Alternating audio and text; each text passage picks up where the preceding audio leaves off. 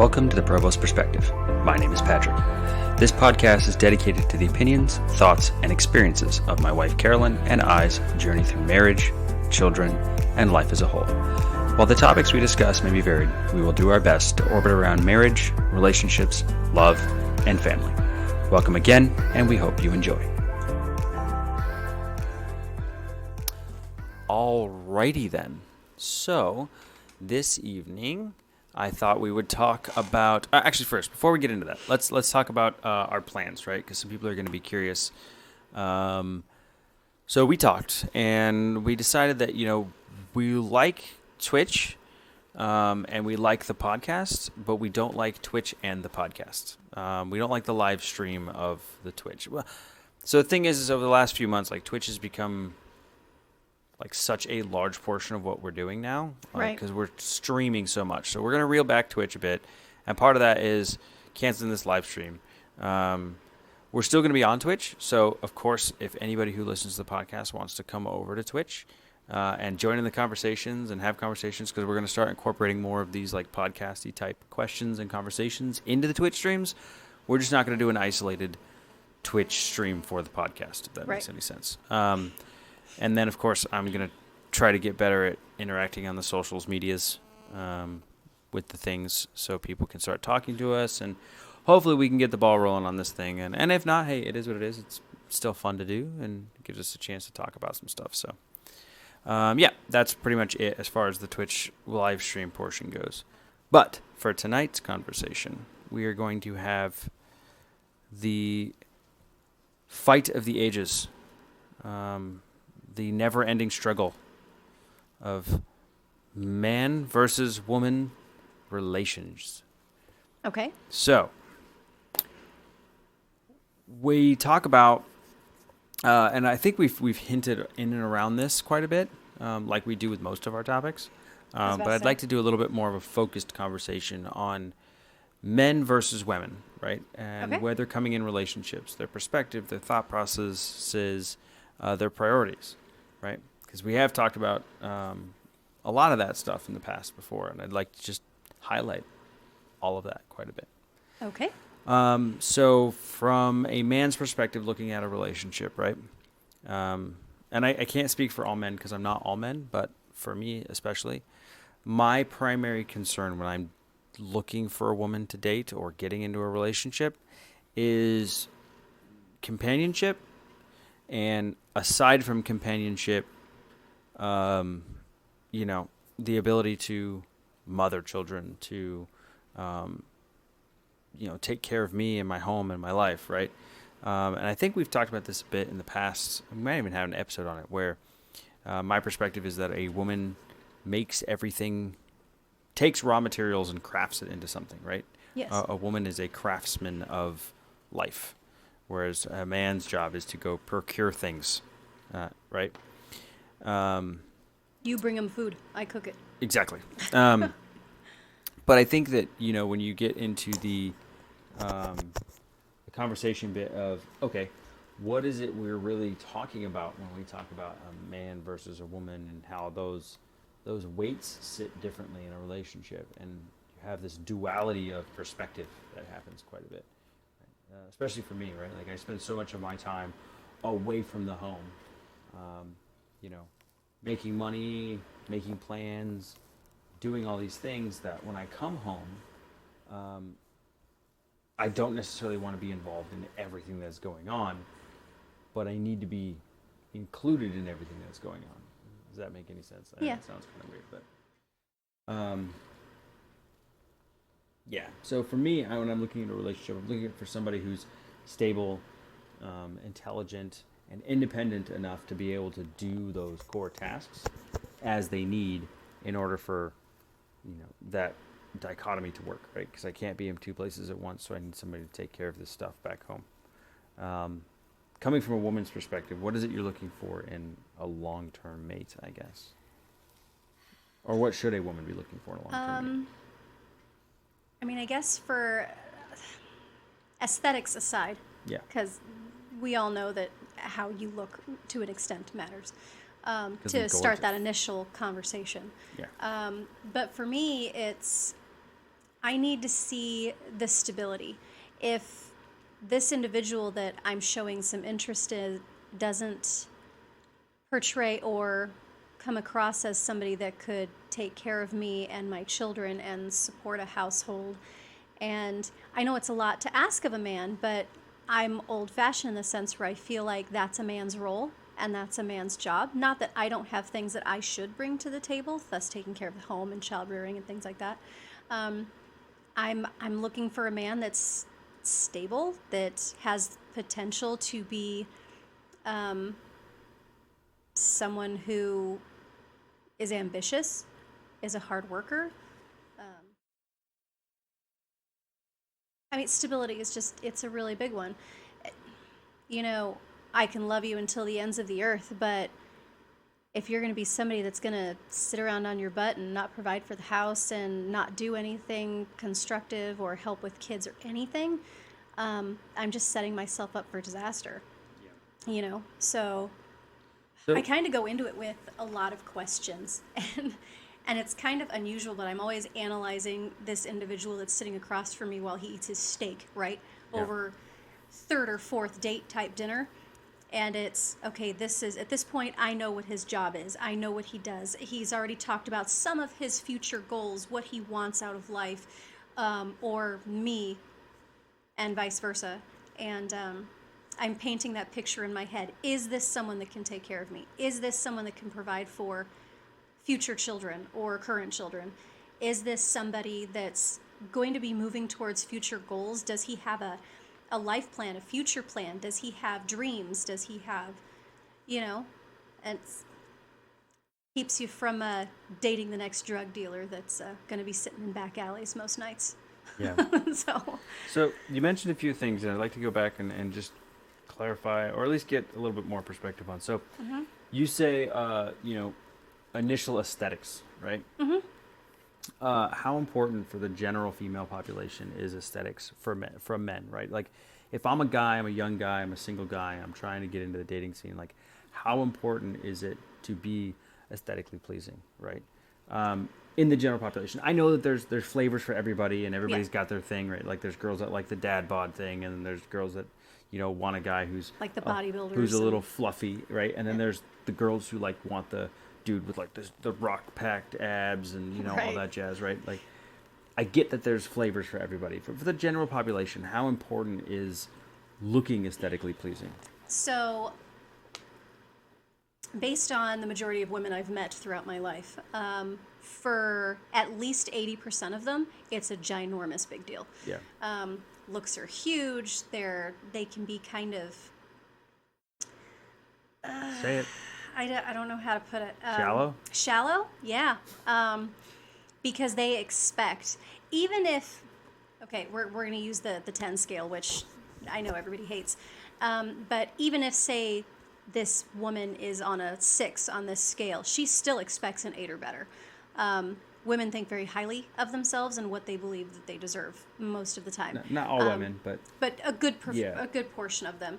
So aesthetics are very important. So if they see a cute guy in the bar and his friend who's not as cute buys them a drink and wants to get to know him, they're not going to bother giving him the time of day, like, yeah, no, your nose is too big, or I don't like your haircut, or, you know, it's... You don't drive a nice enough car. Right, and it tends to be small things, which has been one of the many reasons I have a hard time spending a lot of quality time with other women, because I don't like their approach to basic things like that in life. But for me, it's more of a... I have to find some kind of initial attraction to get a conversation going. But if he's cute, but he's not smoking, but he still comes over and talks to me and he can crack a joke, I'm sold. I'm done. Because aesthetics, I need to be attracted to you. Yeah. Because attraction is important. Sex is important. Touch and intimacy and all that is very important. But you don't have to be a 10 on the Richter scale to pull that off. If you are cute enough for me to find that initial attraction, that little bit, and you can come in rolling with a fantastic sense of humor, which is kind of one of my weaknesses, or you roll in with that that good little bit of charm, and you're like, yeah, I'm not cute, but I'm totally worth it. Give me 5 minutes and I'll tell you all the amazing things about me, and then just make it funny. Or I find out that you're the geeky, nerdy guy that has a really stable job and already has your own house. Like, you know what I mean? Yeah. Aesthetics can be a lot more for some people Yeah. than it is for others. So you bring up another point of status, right? And Oh, yeah. status and worth. So, and I've seen this a lot in like meme culture and stuff like that nowadays, where people are talking about, a man's worth is depicted by what he gives to society, right? Right. Do you think that holds true, even from like going back into when you were younger and heavily in the dating scene and all that jazz? Like, was it true then too, like it is highlighted now? Oh, absolutely. I mean, even in my early 20s, I wasn't going to date a guy that was jobless. Right. Even if it was just Arby's, if you were going every day, you were working overtime, you were busting your ass, you got your bills paid, and you showed a drive to promote yourself and work harder, or maybe you were going to college but had a part-time job, that's ambitious. Right. You know what I mean? And that's still a status of stability. So for, like I said before, I'm looking initially for somebody that's going to be stable enough that they don't need to be riding my coattails to get by in life. I don't want a moocher boyfriend that's sitting on my couch eating everything out of my kitchen while I work a 9 to 5, So you've mentioned the term stable like a bunch of times, right? And you talk about like stable emotionally, stable financially, stable in ambition, like somebody who's not a dreamer but is actually capable of achieving their desires, right? But you need those dreams as well. Yeah, to you get can't there. necessarily be the guy who's happy about working in a cubicle in a back corner for the rest of his life, right? Right. Like you can't be, not that there's anything wrong necessarily with that, but you want to see that somebody's willing to excel and push themselves, right? Right. So it seems like stability and the ability to provide, to protect and provide for their family, Yeah, right. Thanks, Ryan. Seems to be a major component from the women mindset, right? Is I need somebody who's going to be able to protect me, protect my family, and all that jazz. I believe that women, without knowing it, are biologically driven to search for somebody that's going to protect them and take care of them. Yeah. Because if they can do that for you, they can do that for your children. And it's a means of survival, realistically. Is one form of stability better than another? Like, let's say there's a guy who may not be the most financially stable, but he's emotionally stable and mature, and I wouldn't even say mature as in like he's just old-fashioned, but like he doesn't seem unhinged. You know what I mean? Right, but if he's driven and has goals, sure, I can help him excel. Yeah. As in a partnership. You want to get somewhere, but you're not quite there yet. I'm your girl. I will help you get there. I will help you reach those goals and excel in life. And I feel like a lot of couples, if they spent time working on that together, that's fine. That's why I said earlier, when they've got that potential, you can see that early on, whether or not another person is willing to make that improvement, or somebody who's just stagnant and I'm fine the way I am. But I feel like that uniqueness, like that craving of, or that drive to help somebody, is unique to you. Like, not so much like it is for most women. I feel like, at least the perception, commonly, most women want a man who's already made it, right? Or so far along the path that there's not going to require much work from them. Right. Versus you're about the struggle. You're about jumping in with somebody and you want to help them achieve rather than just be there when they achieve. Right. Do you feel like, I feel like most women aren't like that. Most women are like...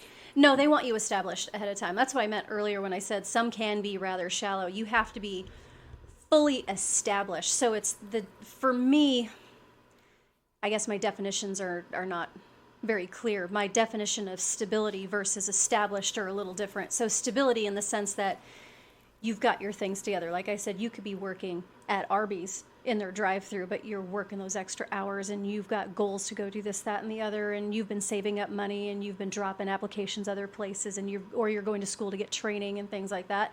To me, that's still stable. That's very ambitious. That's that potential that I'm looking for if you're not already there. If you're already there, that's just a bonus. But a lot of women out there nowadays want somebody that's, even if they're jobless, or even if they're still like, I don't know, a low-key secretary in a job they've had for the last 10 years and they're not going anywhere. They want a man that's fully established and making a lot of money and has all of his fancy cars and houses already. They don't want to help him get there and build that life together. They want it already set up for them and Yeah. gifted to them on a silver platter. So, and my argument is, and it seems kind of juvenile to be like, that's not fair, but I feel like I don't really know another way to phrase it. Of like, why would I, as a high achieving man who's going places in my life, who's put in the work and the time and the effort to excel and get to where I'm at, why would I want another burden in my life? Exactly. I don't. I want somebody who's going to be there, who's maybe not just as ambitious as me, because I do feel like for men, they do kind of have to feel like they have That little bit more. that they're at the top of the pile. You know what I mean? Yep. But I don't want dead weight in my life. I want No. somebody who's going to be able to contribute. And that was what I was alluding to earlier is I don't want, if I'm a fucking CEO of a business and I make fucking, millions of dollars a year, I'm not going to want a fast food worker who might have a big ass. You know what I mean? Like Right. it's sure. Will it be fun for a couple of nights? Sure. Is that somebody I'm going to want to build a life with? No. Not at all. Not even a little bit. Like, and I definitely don't want somebody who's unhinged, right? So the argument seems kind of counterintuitive to me of if you want something, you need to, why would you not try to make that of yourself, right? Exactly. If- You don't want to demand of someone else what you're not willing to put in Right. or bring to the table as well. And I think that's fair on both sides of the fence, right? Like if I'm a guy and I'm looking for something in life, I'm not going to, or looking for, and I have certain character traits that I lead or certain character traits that I'm trying to establish like in myself. I'm not going to accept less from somebody else in my life, Right. right? But I feel like that, and again, it may be public perception because we're outside the dating pool and we don't really know, but I feel like that's not acceptable anymore, right? A man can't demand from a woman what a woman can demand from a man. Oh, absolutely. Without facing some kind of scrutiny Absolutely. or backlash. And it's absolutely ridiculous. And there's way too many women out there that either were raised with this knowledge, yeah, or it's been preached to them with the wrong friends or working in the wrong community of women, and it's just not practical. It's not factual, and realistically, that's why the majority of them end up divorced or single.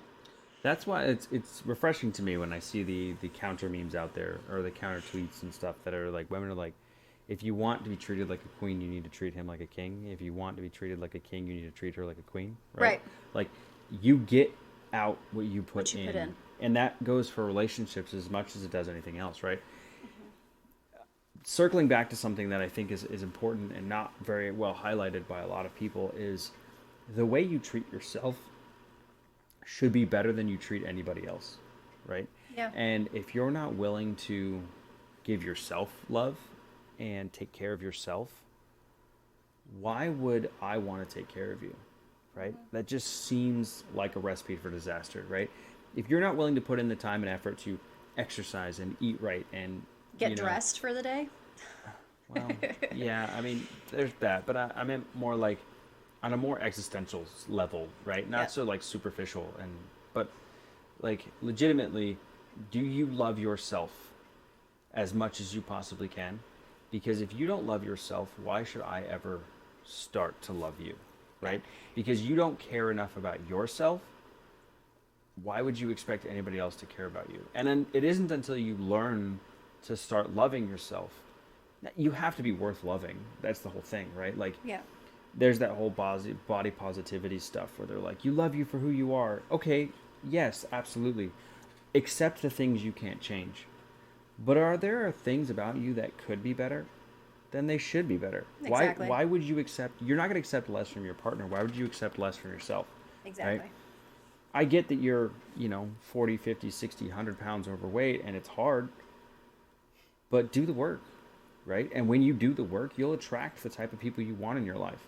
And when you demand more of the people you surround yourself with, you will become more inherently because of the people you're around yourself with. Nobody wants to be the dumbest person in the room. No. Nobody wants to be the slowest person in the group. So when you surround yourself with high-performing people who want to be the best, it will guide you on a path to become better. And when you are better, you attract people who are better for you.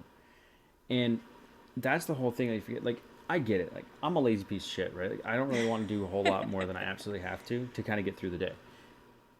But I also understand that if I want the results that I want out of my life, I've got to put the work in for it, right? There's a reason why I exercise 5 to 6 days a week. There's a reason why I study regularly and religiously. There's a reason why, I spend time thinking, contemplating, and, being introspective on ways that I can improve, because I don't want to become stagnant. I don't want to be that person who's... One of the best quotes that was ever given to me, I was really young, and my mentor told me, whenever you're coming up on any decision in your life and you're trying to decide whether or not you want to do something, think forward to when you're on your deathbed. And when you're on your deathbed and you're dying, and you know it's the end and there's nothing you can do about it, are you going to regret making or not making that decision? And if you are, you need to change it, right? Think about it. Like, think forward 30, 40 years and go, am I going to regret making this decision, or am I going to regret not taking this opportunity? And if you are, and you know deep down, Yeah. then you need to change it, right? Like, make the decision that's going to live that. And that's the whole no regrets thing, right? Like, it's not an excuse to be an asshole. It's a methodology to try to live the most you can out of your life and be the best you can, because you only got one shot at it. Let's be honest. Like, even if you believe in reincarnation, you're not going to be you when you come back, right? No matter where you go or what you believe in, this is it. This is what you got. This is what you're going to have, right? Why not live every day to the max potential and aim for tomorrow to be better than today? And if that's the case for yourself, then you should demand that from the person who's in your life. Even if, and we talk a lot in reference to male and women, male heterosexual relationships, right? We talk a lot about those. And that's because that's where we come from, and that's our life, and that's what we know, right? I'm not gay. I don't, despite what some people may think, I'm not gay, right? I don't. He's pretty. I'm not attracted to men, and nothing against people who do that. It's just not for me, right? But I don't know how they think. I got to imagine it can't be that much different. And it can't be that much different because we're all human, right? And at your core, you need to think about that. And you need to realize that. Like, that person who's sitting across from you, whether you think they're attractive or not, they are human. They matter to somebody, even if they don't matter to you, or not going to matter to you in a couple of minutes because the date was a shambles or whatever, right? Don't leave them with a bad taste for you, right? Be a good person, and who knows? Maybe you find something. Like, you mentioned something earlier about humor, right? Mm-hmm. And how that is an endearing quality for you that can rise above a lot of other defaults, right? Oh yeah, absolutely. If you're boring as shit, or a good sense of humor can make you 10 times cuter. right? Like, all right, so you may be a little fluffy, but you're funny as fuck. So hey, we'll go along with you, right? Yeah. It's kind of the same thing, and you've mentioned it before, where like dude looks goofy as fuck, Yeah. but he can sing. Oh right? yeah. And that's it's a golden, right? Like, that's another one. Yeah. Everybody's got that thing. Yep. Right? And everybody's got that thing that they're attracted to, and everybody's got that thing that about them that's attractive, right? It's just finding what that is for the person who's sitting across from you, and then making the conscious decision, to explore it from a position of genuineness. I don't know if that's a word. I'm making it a word. Genuinity, whatever. You know what the fuck I'm trying to say. Being genuine, right? Yes. And like, starting from the get-go about being open and honestly, right? It's just be the best version of you for you, and you'll attract the type of people that you want in your life. And that's why it amazes me and frustrates me when people talk about, like, they should look pretty, or they should do this, or they should do that, right? Like, I know plenty of people who make a bunch of money and they're pricks, right? Yeah. And I know a bunch of people who are super nice and dirt fucking poor. Yeah. Right? And I know people who are, like, super fucking funny, but some of the most awkward fucking people you'll ever meet in your life, right? Like, I've met all sorts of, flavors and colors and variations of human beings, and they're all unique in their own way, right? I mean, guess we're not all unique. We're all slowly decaying bags of meat, honestly. But, everybody's different, and you're gonna find the one. But I think everybody's preoccupation with what the person across from the table you is, that they forget to take the time to look in the mirror. Yeah, they're so And- preoccupied with what are you bringing to the table Yeah. versus what am I bringing to the table. Right. The best thing you can do while you're single is work on you and make you the best version of you to take into a relationship. Be what you are looking for See, but across that table. I want to put a very important caveat to this though, is that journey doesn't stop when you're with somebody. No. There's continue to there's a improve. lot of times where you'll find people who they're dating, right? So they're going to work out really hard, and they're going to eat really good, and they're going to take care of themselves, and they're going to be like, they're going to do all the things you're supposed to do anyway. And then it's the I'm married. Oh, I don't now I'm have married, to so work I'm going hard. to give up. Yeah. And now I'm dating somebody, so I don't have to give, so I get to give up. So and then they put on weight, and then they become they're no longer the person that the person across from the table that fell in love with, because Right. they're like, I won, I got my ring, I did my whatever, right? You still have to But- work to keep it. No, it's what is it about you that the person across from you fell in love with? Exactly. And do your best To keep that. to never lose that Yeah. And improve on it. and become better than where you Yes. were before, right? Like Yes. I know for me, honestly, I don't know what it is that you found attractive about me that you were like, yep, that's the one. You know, I don't know. And honestly, I've never really asked, because it doesn't really matter. It really doesn't. Regardless of what you saw in me, right? You chose me. So now it's my job. It's my duty. It's my sworn quest, I guess. I don't know what kind of fucking other cliche statement you can make up. Is because I found you and I value you and I love you, my job every day is to be better today than I was yesterday. Because no matter what I do, I know there's that voice in the back of my head that says that I'm not good enough, right? Which sounds really negative on its surface, And it's very not true. but it's not, right? Because it's a driving factor for me. For some people, it's very much a negative because that voice is very loud and they can't quiet it down. But for me, it's a driving factor. For me, it's saying, okay, well then let's get better. Let's get to a point where, where you deserve to have her in your life. And again, it's not a self-pity thing. It's not a sadness thing. It's honestly, it's a driving factor for me to continue pushing myself to become better, to become, faster, stronger, smarter, whatever the verb is that happens to be today. I guess that's not a verb. It's an adjective, but whatever. The word Words are hard that's today. going to keep driving me forward so that I can become the best version of me. And I've seen it, practice. I see it happen in the mirror, and I don't mean like the literal mirror. Is as I progress in my life, I can see it almost motivates you to strive to become better in your own right and the things that Absolutely. you do. You should be able to motivate each other. Well, I don't mean like the surface motivation. I mean like as I progress in life, right? So like Yeah. the more fit I become, the more dedicated I come to doing things or picking up hobbies or doing whatever, Yeah. you become invested in that, and it drives, and I can see you become, like, for example, 2 years ago, or a year ago, a year and a half ago, whatever it was, that I started getting on my big workout health kick thing, right? When I started doing that, it doesn't seem related, but it really was. You started kicking up on yours too, and you started getting really healthy. You're like, I'm not going to let him. Well, because I've be- already been on this health kick journey Mm-hmm. for a long time, and I've been trying to get you to that point. So once you hit that point, and I knew you were only going to do it if you really wanted to, I was like, okay, now I get to kick it up a notch, because I'm not going to let you show me up, which would be really easy for you to do. So, it just motivated me to, okay, time to push even harder, because why not? So when like 2 years ago, 3 years ago, 4 years ago, whatever it was, when I was like, you know what, I'm tired of it. I'm going to get my fucking financial house in order. And I started looking at investing, and I started looking at budgeting and savings and stuff like that. You picked up that half of the ball too. And you're like, okay, well then let's get this knocked out, right?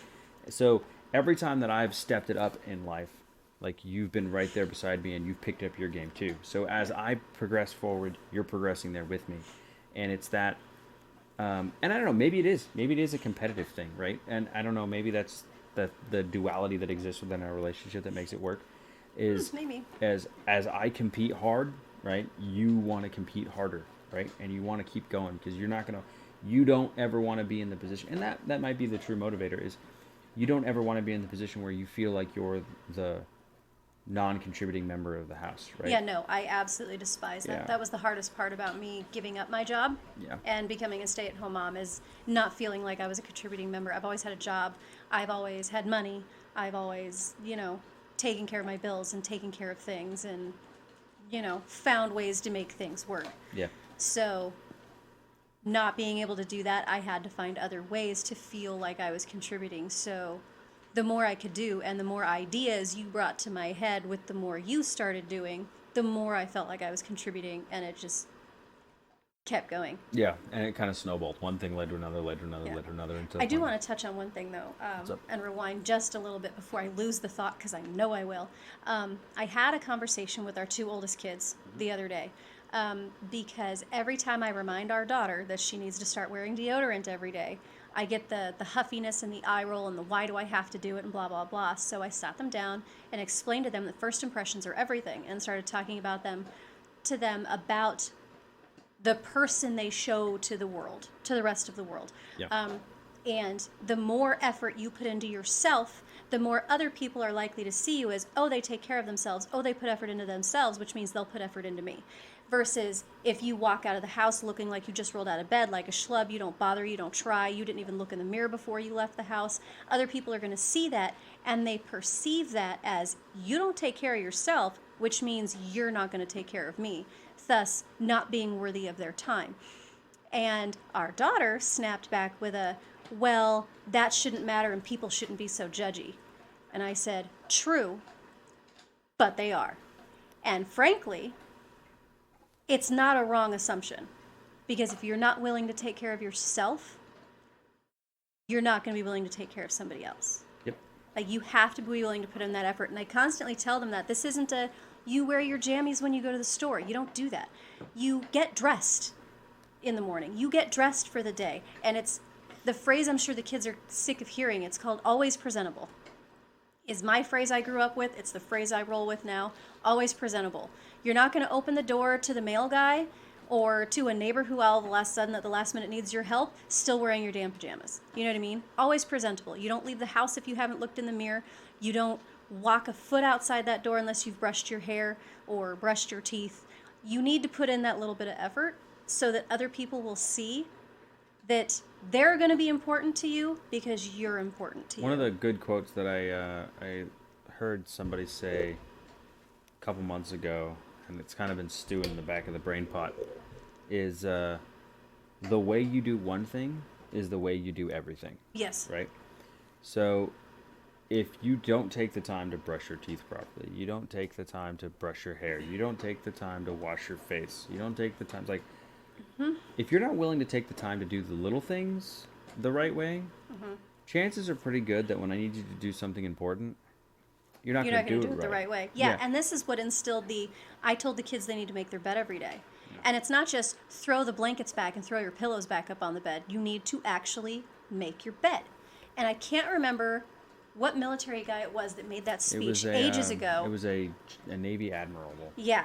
And that the most important thing you could ever do was make your bed. Because and no that was the how one bad thing your day is, you've accomplished something. You've always accomplished something, and you can come home to a freshly made bed. Right. And if you're willing to put in that kind of effort and the dedication you put into something as simple as making your bed, you're more likely to put in that dedication and effort into everything else you do the rest of the day. Yeah. And my parents, and this prior to this speech that I heard, and putting two and two together, that was the one thing my parents were big on. You make your bed in the morning. I don't care if your room's still a mess, but you will make your bed every day. And they taught us how to make it because they were both in the military, and it was, this is how you fold the corners, and we all hated it, and we thought it was stupid, and this, that, and the other. But ever since then, I mean, even when I moved out and I had my own apartment and no one ever came over, I still made my bed every day. Because it just, it's weird to think that one thing can have such a big impact on the rest of your day or the rest of your life or how you do things. But I mean, now it makes sense why they do it in basic training. Why do you have to teach them how to make a bed? Why is that important even in the military? Because it is. Well, so It teaches a lot of things. at least from my time in the military, right? Like I remember when you had to shine your boots and starch your uniforms and do all this stuff, right? It Like seems silly. you could see a dirtbag from a mile away because it, Oh, yeah. it was that guy who didn't take care of himself, Yep. right? And you knew that you didn't give him the important jobs Right. because you knew He was gonna half-ass if it was it. a job that was mission critical, could not fail, you never gave it to that guy. You Nope. gave him the job that it could take his time. It doesn't really matter. Like, you know what I mean? You focused on the dude who looked the part, knew the part, like was squared the fuck away. Yep. And I think that exists in the civilian world very much so, right? Absolutely. Like, it's partially the fake it till you make it stuff. It's also partially the, are you willing to put the work in yourself? You know, I think it's a valuable thing to bring up and for people to stew on, at least until next week, because we're pretty bumping over on time. But Yeah. I think something for people to stew on is, do you love yourself? And Yeah. if you don't love yourself, why? Yep. And then change that, Yes. right? If you don't love the way you look, change the way you look. Right? Yep. Honestly, it's super, it seems super simple and super superficial, but it isn't. It really does matter because as you learn to love yourself, you learn to grow who you are You and start learn to to love other accept people yourself. better. You learn to Yeah. be able to look past all of the little things that you wouldn't have, you know, Yep. 6 months ago, 9 months ago, years ago.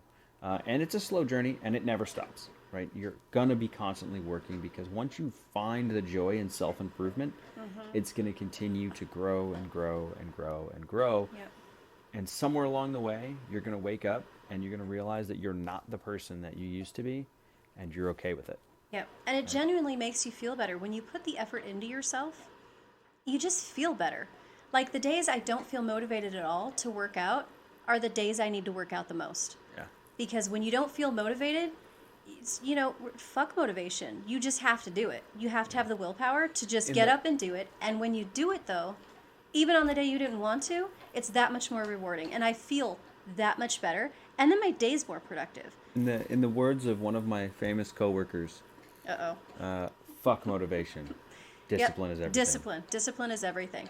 Everyone always tells you, well, you got to have the motivation. You got to find the motivation. No, you don't. Fuck motivation. You're not going to be motivated every day. You're going to have days where you feel anything but you've got to have the determination. You've got to have the willpower, and you've got to have the want to. And that want needs to be for you and not anybody Somebody else. Yeah.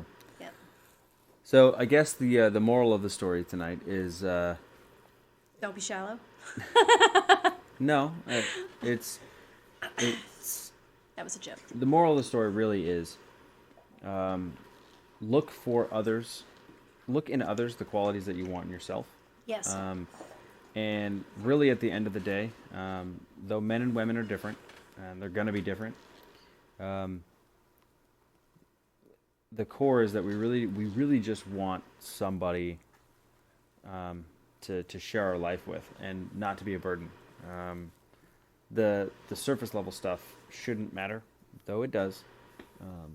And as you start your quest with yourself, you'll figure out what it is you value in the person sitting across the table from you, and through that time that you'll figure it out along the way, I guess. Yep. And either way, we're here for you. So you got questions, concerns, gripes, complaints, want us to cover things, you know where to find us.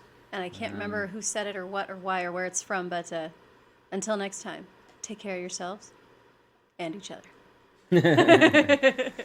Okay, I'll see you guys next week. Bye. Bye. Thanks for listening. We hope you enjoyed this episode. If you did, please reach out on Instagram and Facebook. We would love to hear your feedback or suggestions on our next topic. See you next week.